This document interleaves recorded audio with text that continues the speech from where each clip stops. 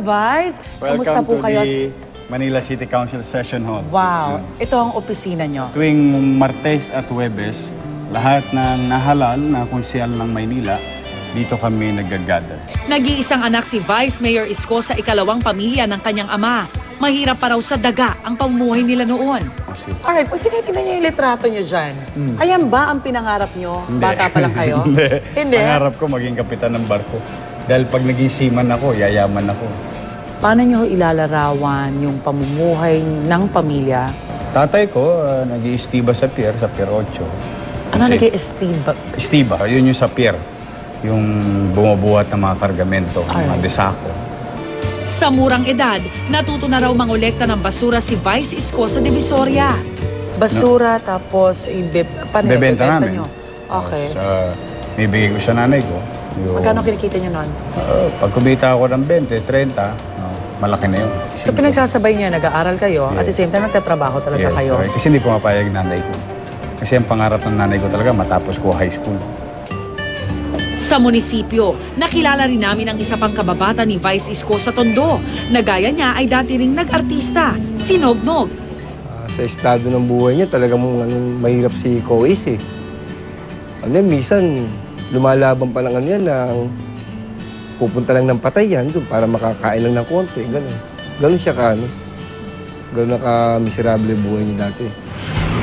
Sa tindi ng hirap ng buhay nila noon, inamin ni Vice Isko na umabot daw siya sa pangongolekta ng pagpag o mga tira-tirang pagkain mula sa basura para lang may mailaman sa kumakalam na tiyan. So, ilalagay mo sa sandbag, pag sa bahay, uwi mo, para mamatay yung germs, o piprito mo ulit. Talaga mainit na mantika. Naawa ho kayo sa sarili nyo o fiesta? Sa inyo, masaya kayo? Na ganun? Pag naawa ka na naawa sa sarili mo, walang mangyayari. Mamatay ka sa gutom. Nang magbinata, gumraduate raw si Vice Isko sa pamamasura at pagpe-pedicab naman ang pinasok niya. Nung high school ako, natutukso na ako ng mga klase ko. So, napapahiya ako. Kaya kung nangyari, promote ko sarili ko. Ginawa nyo? Sidecar boy. One step na. Promoted. Okay. Hanggang sa Kaya makagraduate may ako. sarili ho kayong sidecar? Hindi, lumalabas lang ako.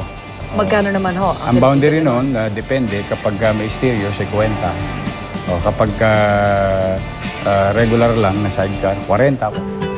Mula sa kanyang mga kinita, nakaipon si Vice Isko at nakapag-enroll sa kolehiyo noong 1992. Kumuha siya ng kursong Marine Engineering sa Philippine Maritime Institute pero hindi na raw niya ito natapos. Taong 1993, habang sumasideline naman bilang kolektor ng tong sa isang lamay, nadiskubre siya ng isang talent scout. Pwede nyo ho ba ako ibalik nung panahong yon? Ano hong itsura nyo? Siyempre, medyo magaspang. Yun, napansin ako. Nabigyan akong tareta.